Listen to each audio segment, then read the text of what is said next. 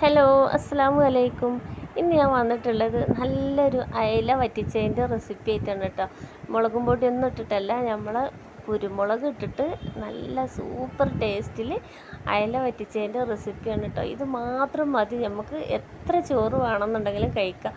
ചോറുക്കും അപ്പത്തേക്കും പൊറാട്ടയ്ക്കും ഒക്കെ നല്ല കോമ്പിനേഷനാണ് കേട്ടോ ഇത്.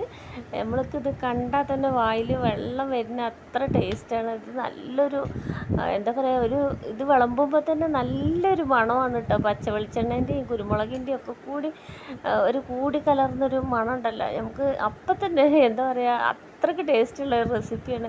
അപ്പോൾ എല്ലാവരും വീഡിയോ സ്കിപ്പ് ചെയ്യാതെ കാണാം. വളരെ സിമ്പിളായിട്ട് നമുക്ക് ഉണ്ടാക്കിയെടുക്കാനൊക്കെ കഴിയും കേട്ടോ.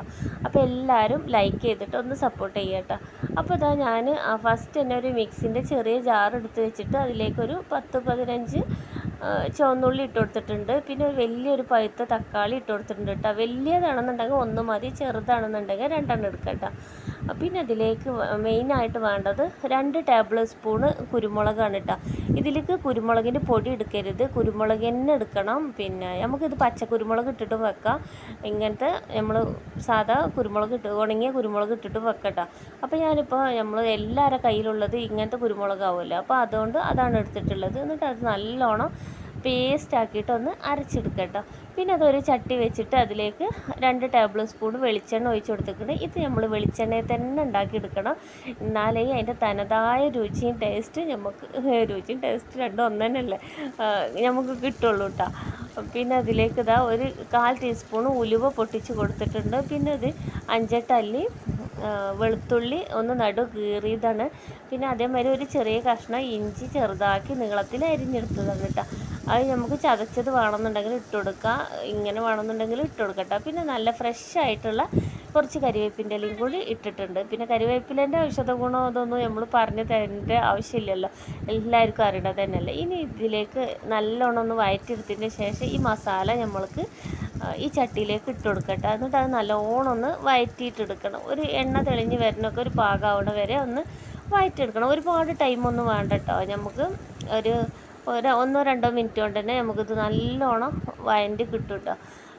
ഇത് പിന്നെ ഒരുപാട് പൊടികളൊന്നും നമുക്ക് ഇതിലേക്ക് ചേർക്കാനില്ല. ഇതിൽ മുളകും പൊടിൻ്റെ ഒരു ഏർപ്പാടും ഇല്ല കേട്ടോ. നമ്മൾ മുളകും പൊടി ഇതിലേക്ക് തൊടിയിക്കണേ ഇല്ല. നമ്മളിത് കുരുമുളകാണ് മെയിനായിട്ട് നമ്മളിതിൽ ഇട്ടിട്ട് ഉണ്ടാക്കണത് കേട്ടോ. പിന്നെ അതൊന്ന് വഴറ്റി വന്നതിൻ്റെ ശേഷം ഒരു 1/4 ടീസ്പൂണ് മഞ്ഞൾപ്പൊടി ഇട്ട് കൊടുത്തിട്ടുണ്ട്. ഒരു 3/4 ടീസ്പൂണോളം മല്ലിപ്പൊടി ഇട്ട് കൊടുത്തിട്ടുണ്ട്. ആകെ ഈ 2 പൊടി മാത്രം നമ്മളിതിലേക്ക് ഇട്ട് കൊടുക്കണുള്ളൂ കേട്ടോ. ഇനി വേറെ പൊടികളൊന്നും ഇട്ട് കൊടുക്കണില്ല. ഫസ്റ്റ് തന്നെ പൊടികൾ ഇട്ടിട്ട് വഴറ്റരുത് കേട്ടോ. അപ്പോൾ നമുക്ക് കരിഞ്ഞ് പോകാനായിട്ടുള്ള ചാൻസ് ഉണ്ട്, ഇതിൻ്റെ ടേസ്റ്റേ മാറിപ്പോകും കേട്ടോ. അപ്പോൾ ഈ ഒരു സ്റ്റേജിൽ തന്നെ പൊടികൾ ഇട്ട് കൊടുത്താൽ മതി. എന്നിട്ടിത് നല്ലോണം ഒന്ന് വഴറ്റിയെടുക്കട്ടോ. ഇത് വഴറ്റിയെടുക്കും തോറും ഇതിൻ്റെ കളർ ഇങ്ങനെ ചേഞ്ചായിട്ട് വരും കേട്ടോ.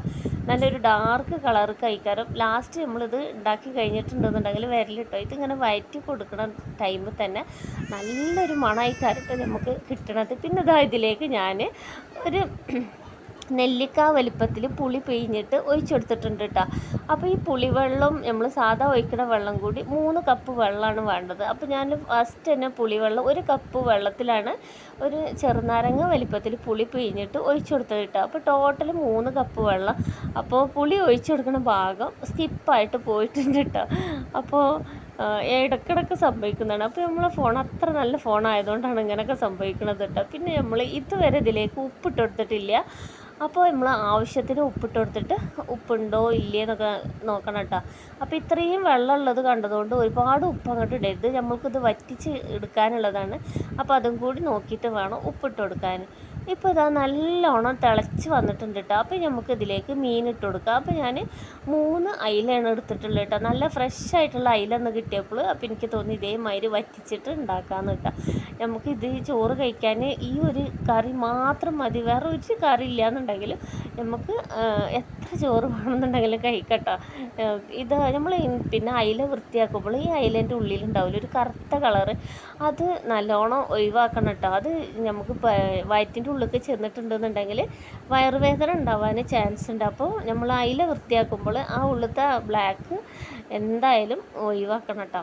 പിന്നെ അതിലേക്ക് അയിലൻ്റെ തല ഇട്ട് കൊടുക്കുന്നുണ്ട് കേട്ടോ. നല്ല ടേസ്റ്റാണ് അയിലത്തല. ഇതേമാതിരി വറ്റിച്ചിട്ട് കഴിച്ചിട്ടുണ്ടെന്നുണ്ടെങ്കിൽ നമുക്കിത് മത്തി കൊണ്ടും ഉണ്ടാക്കട്ടോ, നല്ല ടേസ്റ്റ് കാരണം എനിക്ക് ഇങ്ങനെ ഉണ്ടാക്കില്ല. നമ്മൾ ഈ കഷ്ണം മീനായിട്ടൊന്നും ഉണ്ടാക്കരുത് കേട്ടോ. ഈ അയില മത്തി അതൊക്കെ കൊണ്ട് ഉണ്ടാക്കിയാൽ മതി, നല്ല ടേസ്റ്റ് ഉണ്ടാവുള്ളൂ. വേറെ ഉള്ളതായിട്ട് ഉണ്ടാക്കിയാൽ അത്രയ്ക്ക് അങ്ങോട്ട് ഇതാവില്ല, സെറ്റാവില്ല കേട്ടോ. പിന്നെ അത് കുടംപുളി ഇട്ടിട്ട് ഉണ്ടാക്കാമെന്ന് ചോദിച്ചാൽ ഉണ്ടാക്കാം, പക്ഷേ വാളംപുളിയാണ് ഇതിലേക്ക് ഒന്നുകൂടെ ടേസ്റ്റ് കിട്ടുന്നത്. അപ്പോൾ ഞാൻ ഇതൊന്ന് തിളച്ചതിന് ശേഷം ഒരു 5 മിനിറ്റ് കഴിഞ്ഞതിന് ശേഷം ഒന്നിങ്ങനെ ഇളക്കി കൊടുക്കുന്നുണ്ട് കേട്ടോ. ഇനി നമ്മൾ ഇളക്കി കൊടുക്കരുത്. ഇനി ഇളക്കി കൊടുത്തിട്ടുണ്ടെന്നുണ്ടെങ്കിൽ പൊടിഞ്ഞ് പോകും കേട്ടോ. അപ്പോൾ നമുക്ക് എല്ലാവർക്കും നമ്മളെ വീഡിയോ ഒക്കെ ഇഷ്ടമാവുകയാണെന്നുണ്ടെങ്കിൽ എല്ലാവരും ഒന്ന് ലൈക്ക് ചെയ്തിട്ട് ഷെയർ ചെയ്തിട്ടൊക്കെ ഒന്ന് സപ്പോർട്ട് ചെയ്യേണ്ടി കേട്ടോ. സബ്സ്ക്രൈബ് ചെയ്യാതെ കാണുന്ന കൂട്ടുകാരാണെന്നുണ്ടെങ്കിൽ ഒന്ന് സബ്സ്ക്രൈബ് ചെയ്തിട്ട് ബെൽ ബട്ടനും കൂടി ഒന്ന് ഓൾ പ്രസ് ചെയ്ത് കൊടുക്കേണ്ടി. അപ്പോൾ ഇതാ നമ്മൾ അടിപൊളി മീൻ വറ്റിച്ചത് റെഡിയായി കിട്ടിയിരിക്കുന്നു കേട്ടോ, അയില വറ്റിച്ചത്. അപ്പോൾ ഇതാ ഞാനൊന്ന് ഇങ്ങനെ ഇളക്കി കൊടുത്തിട്ടുണ്ട്. നമ്മൾ എന്തെങ്കിലും ടവലേറ്റ് പിടിച്ചിട്ട് ഇങ്ങനെ ചുറ്റിച്ച് കൊടുത്താൽ മതി കേട്ടോ. പിന്നെ അതിലേക്ക് കുറച്ച് ഫ്രഷ് ആയിട്ടുള്ള കരിവേപ്പിൻ്റെ ഇല ഇട്ട് കൊടുത്തിട്ടുണ്ട്. കുറച്ച് പച്ച വെളിച്ചെണ്ണ ഇതിൻ്റെ മേലേക്ക് ഒഴിച്ചിട്ടുണ്ടോ. ഇനി ഇതിപ്പോൾ തന്നെ വിളമ്പരുത്, ഇതേമാതിരി സെറ്റായി കഴിഞ്ഞതിൻ്റെ ശേഷം വിളമ്പണം കേട്ടോ. ഇതിപ്പോൾ ഒരു അരമണിക്കൂർ കഴിഞ്ഞതിൻ്റെ ശേഷമാണ് ഞാനിത് വിളമ്പുന്നത്. ഇതിൻ്റെ കളർ തന്നെ ചേഞ്ച് ആയത് കണ്ടില്ലേ. അപ്പോൾ അത്രയ്ക്കും ടേസ്റ്റാണ് കേട്ടോ. അപ്പോൾ ഇത് കണ്ടാൽ തന്നെ മനസ്സിലാവും ഇത് എത്രമാത്രം ടേസ്റ്റ് ഉണ്ട് റെസിപ്പി എന്നുള്ളത് കേട്ടോ. അപ്പോൾ എല്ലാവരും ഇതേമാതിരി ഒന്ന് ട്രൈ ചെയ്ത് നോക്കുകൊണ്ട് എന്നിട്ട് നിങ്ങളുടെ അഭിപ്രായങ്ങളൊക്കെ പറയുവേണ്ടി കേട്ടോ. അപ്പോൾ നാളെ ഒരു അടിപൊളി വീഡിയോ ആയിട്ട് വീണ്ടും വരുന്നുണ്ട്. അപ്പോൾ എല്ലാവരും വീഡിയോ സ്കിപ്പ് ചെയ്യാതെ കാണാം, ലൈക്ക് ചെയ്ത് ഒന്ന് സപ്പോർട്ട് ചെയ്യണം കേട്ടോ. നിങ്ങൾ ലൈക്ക് ചെയ്താൽ മാത്രമേ കൂടുതൽ ആളുകളിലേക്ക് നമ്മളെ വീഡിയോസൊക്കെ എത്തുള്ളൂ. അപ്പോൾ എൻ്റെ എല്ലാ കൂട്ടുകാരും ഇതേപോലൊക്കെ ഒന്ന് ഉണ്ടാക്കി നോക്കിയിട്ട് ഫീഡ്ബാക്കൊക്കെ പറയേണ്ടി. നിങ്ങളെ ഫ്രണ്ട്സിനും ഫാമിലിക്കും ഒക്കെ ഒന്ന് ഷെയർ ചെയ്ത് കൊടുക്കാനും മറക്കരുത് കേട്ടോ. അത്രയ്ക്ക് നല്ല ടേസ്റ്റി ആയിട്ടുള്ള അടിപൊളി റെസിപ്പിയാണ്. അപ്പോൾ എല്ലാവരും ഉണ്ടാക്കി നോക്കണം. അപ്പോൾ ഒരുപാട് സ്നേഹത്തോടെ സ്വന്തം